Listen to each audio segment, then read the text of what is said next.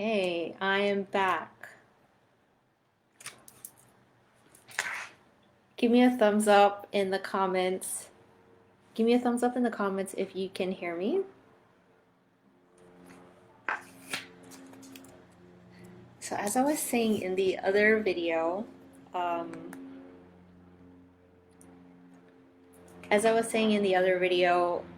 basically a week ago I was in Alaska enjoying my honeymoon. Um, if you don't know my backstory, this is my third marriage, and because the other marriages were very small, and we kind of got married in like the first one I got married in a church in Texas, and my family wasn't there. I was in the military, got married in Texas, my family wasn't there. They didn't even know I was getting married. It was one of those military weddings, and that marriage didn't work out that long. I got married a second time to a guy from work who was older. Found out later that he was not a good person, and we ended up getting divorced. So from both marriages, I have one boy from the first and a daughter from the second marriage, right? So I got married again for the third time in 2013 of June, and we were in Alaska at this time. We were on a honeymoon, and I had just gotten out of doing a refinery. Thanks, Nicolette. Thank you so much. Just got out of a refinery wide project. So I had two major projects going on: refinery wide project, wedding plan. And like at that point, I was working 100 hours a week during like the really crazy busy parts. So like 2 weeks up in the front of the project, that was 100 hours a week. It kind of settled out as like work started to slow down in the middle because my job, I was in charge of all the legal documentation pieces for the health and safety parts of all the work that was being done, tracking all the work that was being done in the refinery, and then converting all of that into the safety and health documents. I am not a health and safety person. I just am an operator. But anyway, I got promoted to this refinery wide leader position because I had worked two other shutdowns before this. Um, and that's just how, sometimes you have to just work your way up as a leader. Yeah, crazy hours. You just have to work your way up as a leader. And in this group, right, I'm going to show you how to work your way up as a leader without feeling gross, icky, assertive, and really pushy. And as I was praying today before I got on, I felt like a lot of you have experienced this very patriarchal type of leadership where the vision that I saw was um, like there's a father figure yelling at you or at a woman, and she was she was shrinking back like this, not necessarily covering her face, but it was like she was hiding her face so that the man wouldn't see her crying. And that's just the vision that I got before I hopped on. And as I was looking at my list of what I wanted to talk about today, that's the story that came to me. And right, working 100 hours a week, it's crazy, right? Who in the world would work that? But I felt obligated. I felt like I had to, um, just had to work those crazy hours because I had deadlines. I had people waiting on me, and I felt like if I didn't work that many hours, I, um, shucks, not that I would get fired, of course, but I would just be frowned upon. So that was 2013. Fast forward to 20, oh, shucks, 2016, 17, I got diagnosed with adrenal fatigue. So from 2013, I wasn't uh, I wasn't in a leadership capacity in my department. 2016, 17, I was. And so The refinery project was like every 5 years. So once that settled down, I went back to my regular duties. But because I had performed so well here, I kind of got promoted, right? Like that's just how it works. And as I got promoted, other people got promoted. So our middle management group was short staffed. Again, 70-hour work weeks. And from 2013, right, I was a blended family. I have right the two kids. They were teenagers at the time, and so there was just a lot of stuff we were dealing with as a family. And my ex-husband worked in the same place that I worked at, and my new husband was also there. They didn't have any conflict, but just saying like the dynamic, and it's kind of like everybody's in your business. I felt like my home life and my work life were just kind of all mushed together. Like I couldn't really escape. And in 2017, my doctor gave me the diagnosis, and he said, if you do not quit your job in a year, you'll probably die. Because the diagnosis that I had, my cortisol level was so low, it was like zero point 0.8, really close to zero, actually. And if I dropped any lower, I could have just fell out. And thank God I went in when I did, and I didn't feel like I could take the time off. Does that make sense? I felt like I couldn't take the time off to go to the doctor because we were just slammed with hours. I only had 1 day off a week, and if that 1 day off wasn't during the weekday, then how would I get to go to the doctor? And I was a mom too, right? My kids have to take your kids everywhere. My kids are teenagers, so they had sports and all these things that I had to do, and I'm like, when am I gonna?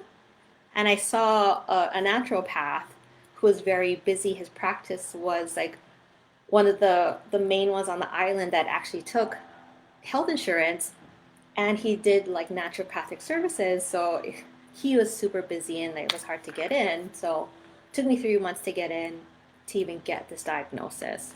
And I'm sitting there and I'm looking at the doctor. There's no way I can take off right now.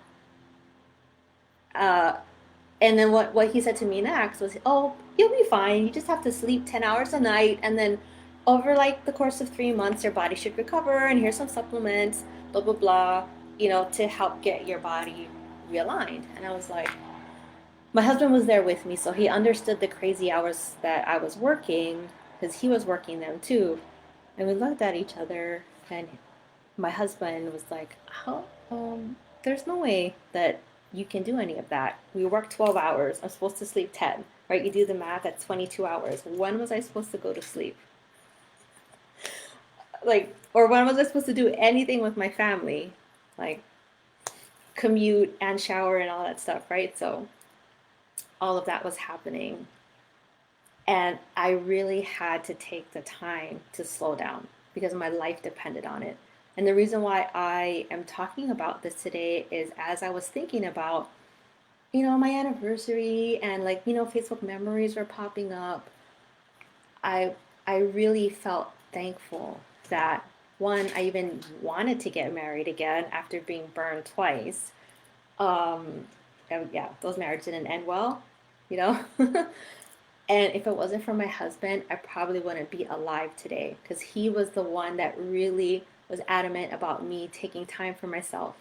Um, Even when I was out of work, I felt so guilty being at home because, right, I'm working 70 hours a week, and there's only a handful of us that were filling those hours. Now, they had to take on more hours because there was just nobody to cover the shifts.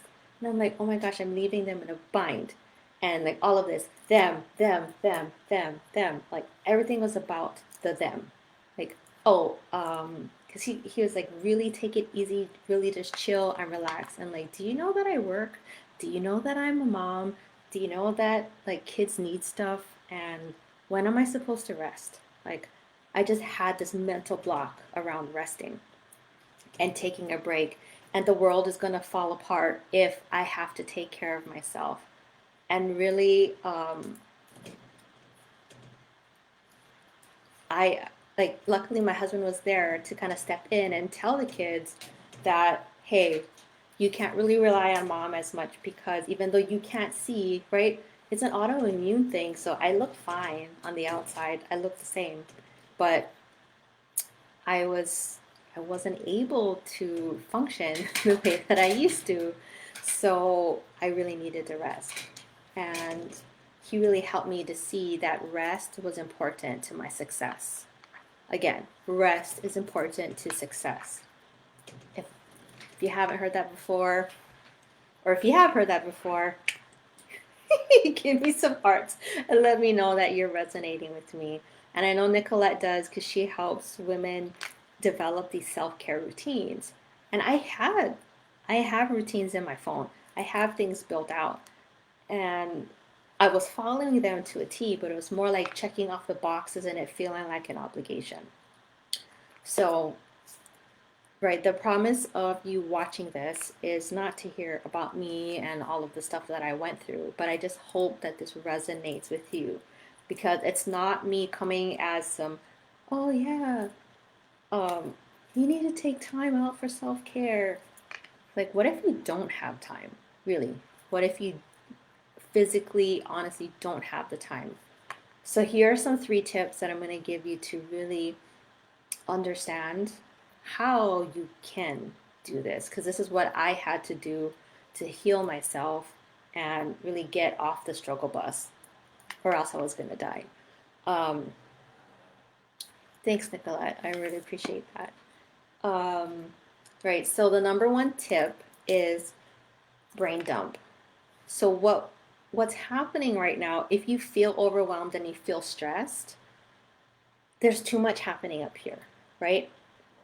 Raise your hand if you're that person that every time you put your head on the pillow to go to bed, your eyes just light up and you're like, I was so tired, I was so exhausted. And as soon as your head hits the pillow, you're like, oh, and like you have this anxiety thinking about all the things that you forgot to do today. And either you're writing a list so that you can finish it tomorrow, or you're like, oh, you get out of bed and you like start to do all the little things before you jump back into bed, and before you know it, it's like already 2 hours have passed and you're like, shh, it's past midnight, I gotta wake up, the kids are about to wake up soon, oh my gosh, right? So what you want to do is get rid of all this clutter that's happening up here. Just put it all on a paper. I mean, just get even a white blank sheet of paper, you can get a notebook, whatever you have, and just start writing all the stuff down.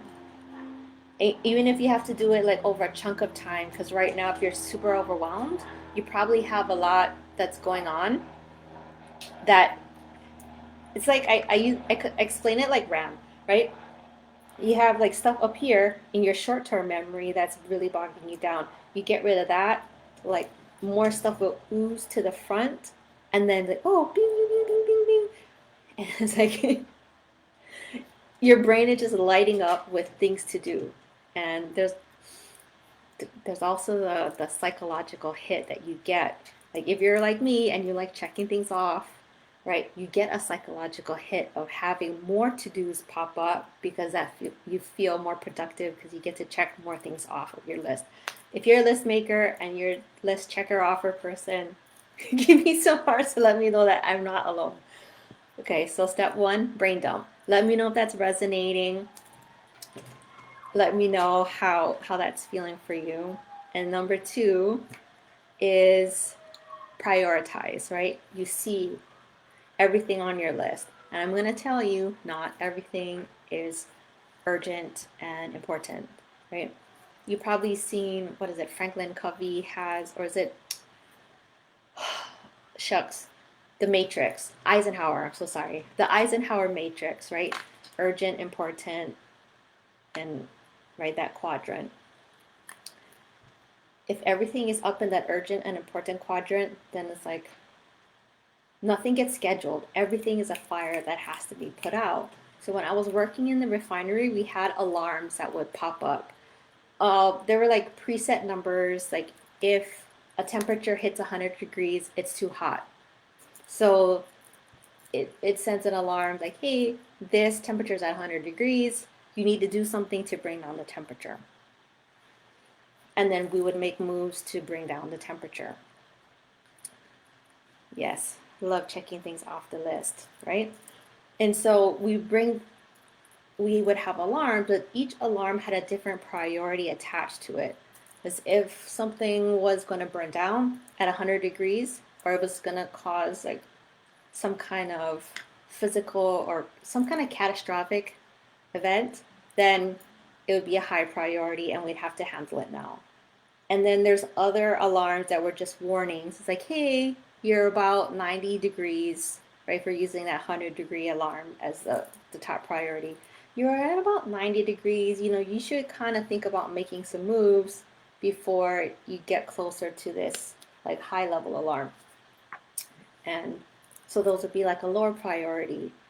And there's things in your life that, like, let's say taxes, right? Taxes are due on the 15th.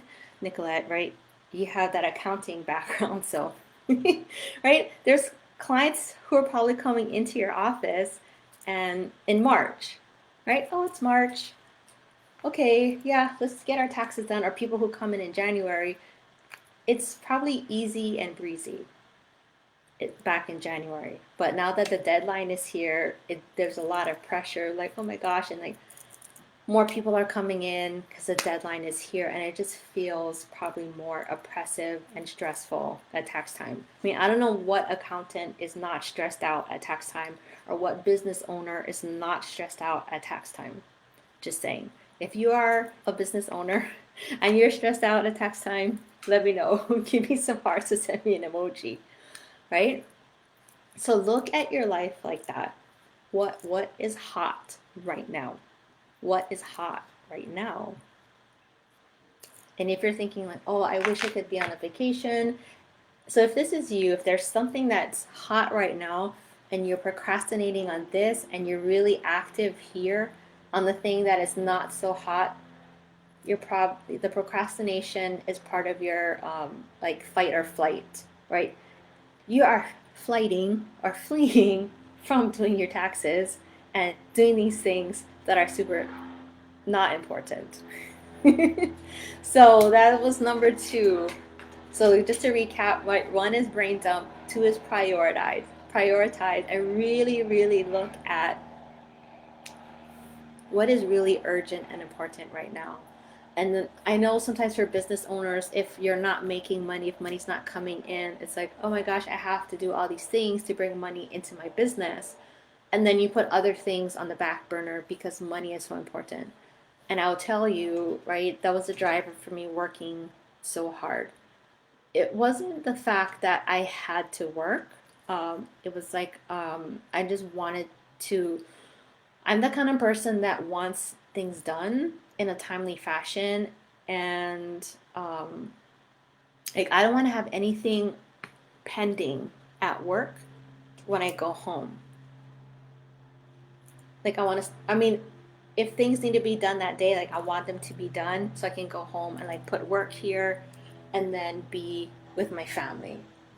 I I don't like being pulled in. Like when I was working for another entrepreneur as an OBM or ops project manager, getting pinged all the time. That was stressful for me. And it's like their hot and urgent things became my hot and urgent things, and I'm like, I'm not. That's not what I want to do right now. What I want to do right now is to be with my kid or be with my husband.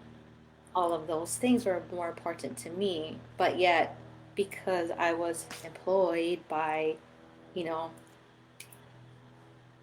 and it wasn't even a boss, I was we had a contract, but it still felt like a boss, like that kind of relationship. And then, yeah, so if you have any issues prioritizing, then. So number 3 is about releasing. So there's 2 types of releasing that I'm going to be talking about. There's one, right? It's the one that most online entrepreneurs who teach about productivity is delegate, right? Oh yeah, you need to delegate, but if you don't have the money to delegate, you really can't delegate, or you feel like you can't, or it feels like there's like they always talk about hiring out to leverage, right? Let's say like Nicolette and I were talking about Facebook ads, right? Right, you leverage your viewership because Facebook prioritizes, engagement and whatever. And if you're running Facebook ads, right, you're leveraging your time for money. So you don't have to keep showing up everywhere. Facebook will put your stuff in front of other people, but you have to pay money for that, right? There's this time versus money, like seesaw. We'll just put it right. If you're you remember like the scales of justice. I always see time and money like this.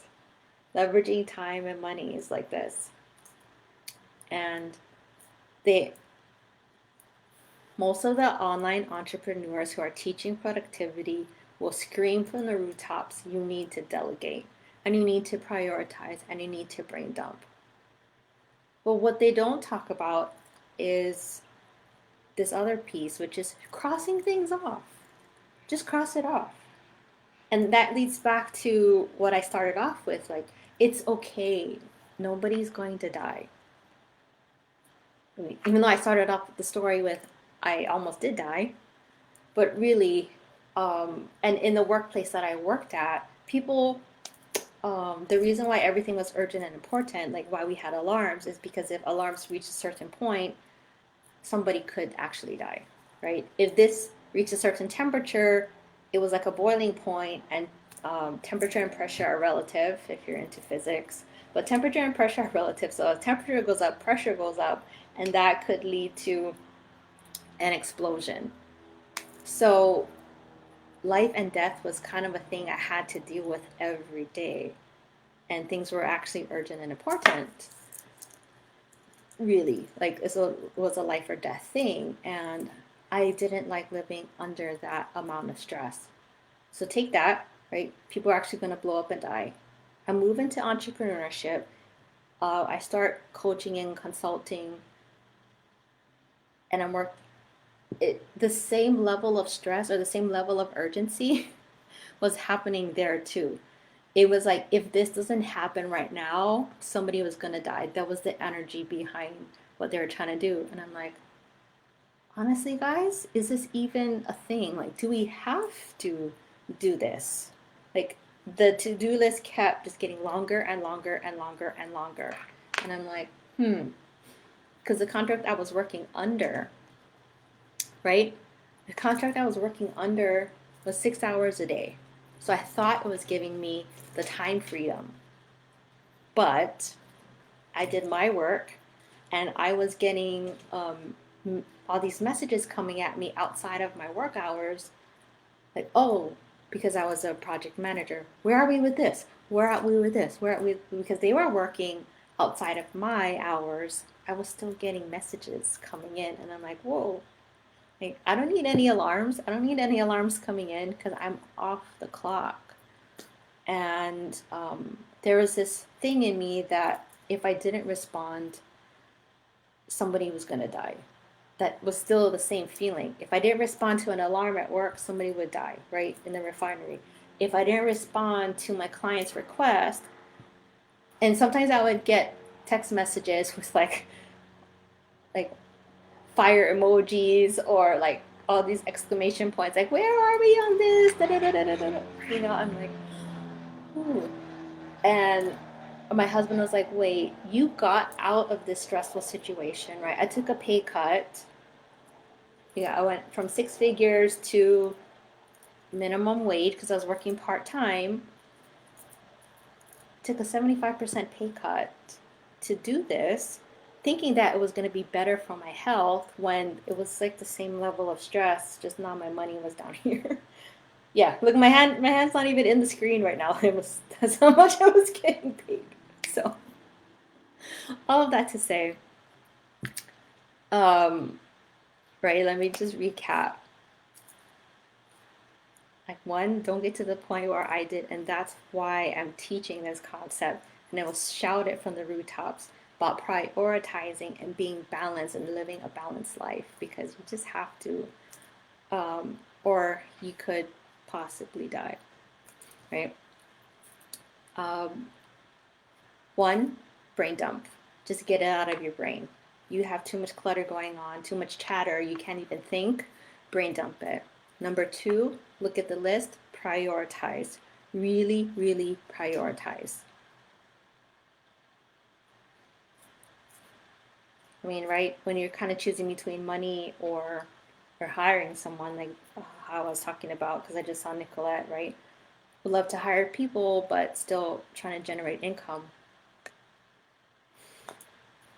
You know, I have a prioritization chart, which I'm still working on. I hired a VA because I'm like, I don't like doing it. It's stressing me out. Let me hire a VA to take care of it. So she's going to be working on it this week.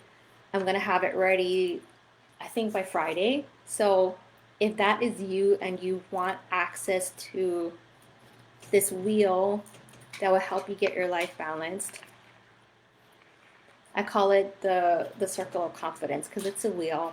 And we're talking about leadership and confidence here. It will tell you, right, where you stand, where are you prioritizing, and what areas you feel confident in, whether like it's confident to prioritize, confident to delegate.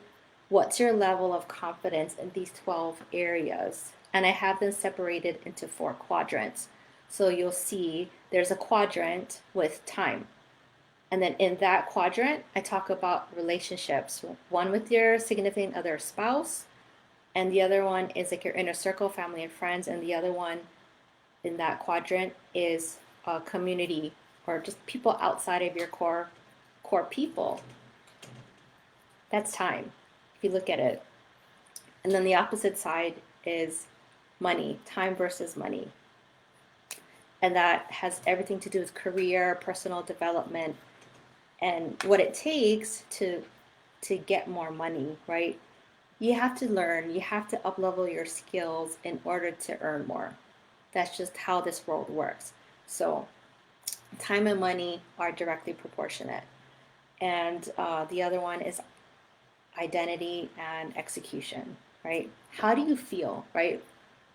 What are your intentions? Like spirituality, um, joy. Like my phone is blowing up, guys. I'm going out and my phone is blowing up. Never happens. Anyway, identity.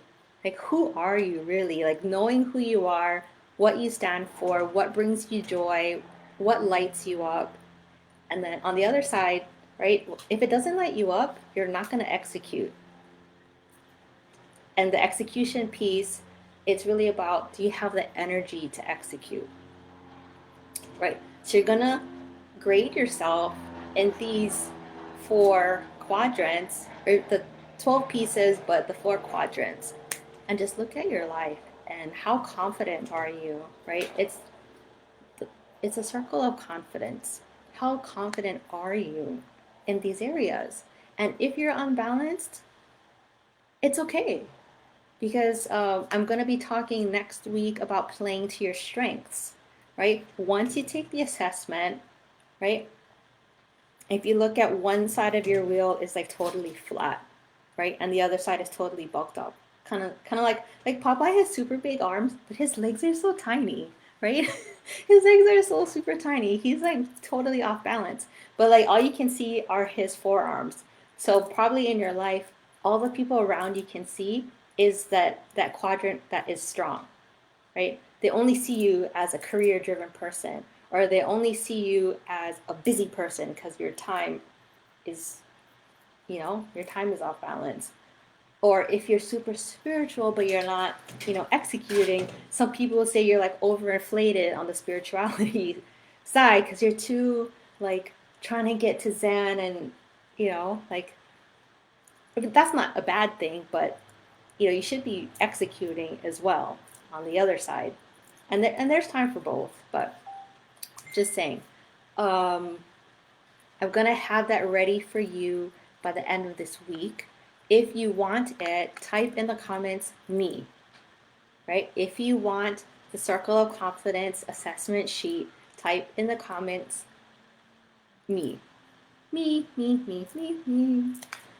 So let me know, and I will DM you when it's ready, and I'll send you the link to go ahead and download that. And like I said, hopefully it comes out Friday. And it's a thing I've been working on, but there's certain pieces of it that I don't want to do. And I realized that it's something that I really needed to delegate and get off my plate because it's not my zone of genius. It is a zone of excellence for me. If you haven't read the book, The Big Leap, go ahead and grab that. But yeah, it's zone of excellence versus zone of genius, and it's not my strength. So again, don't forget to type me in the comments, and hopefully you enjoyed this video. If you enjoyed this video, give me some hearts, and if you are on the replay, hashtag replay. And here's your friendly reminder: it is okay if you need to take a break. Like, yes, the world kind of did fall apart during quarantine when we were all kind of taking a break, but we're still alive. Well, some of us are still alive. But that's a whole nother thing. Like, people who didn't contract the virus, right? We're still here. We're still thankful to be alive. Yeah. So anyway, with that, hopefully that helps you and serves you today.